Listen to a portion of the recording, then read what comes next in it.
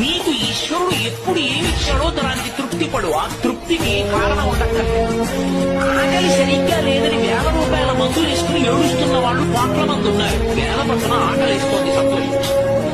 దాహం వేస్తే మంచినీళ్లు లోపలికి వెళ్ళక మధ్యలో కన్నం పెట్టి గొట్టం పెడితే ముక్కులోంచి పోసుకుంటున్న వాళ్ళు ఉన్నారు.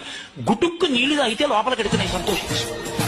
రాత్రి తిని పడుకుంటే పొద్దుడికి కడుపులో పోట్లు వచ్చి జీర్ణం అంటే ఏడుస్తున్న వాళ్ళు లక్షల మంది ఉన్నారు.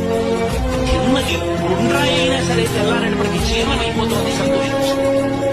పడుకుంటే నిద్ర పట్టక చారుడు మాత్రం వేసుకుని పడుకుంటున్న వాళ్ళు ఉన్నారు. అలగడా మీద చెయ్యెట్టుకుని ఇలా పడుకుంటే నిద్ర పడుతుంది.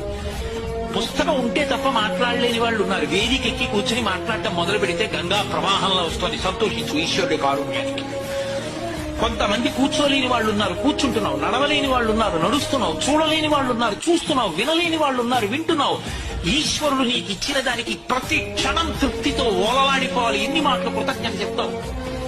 అది మానేసి ఎప్పుడు ఏదో పోయిందాన్ని తలుచుకుని ఏడవడం కాదు, వచ్చేదాన్ని ఊహించుకుని అలా జరిగితే బాగుండని కలువ ఎగరేయడం కాదు. ఇప్పుడు ఇక్కడ నీకు ఈశ్వరుడు వర్తమానంలో ఏమిచ్చాడో దానితో తృప్తిగా ఉండడం అలవాటైతే వాడిని మించిన భాగ్యవంతుడే. అదే ధర్మం.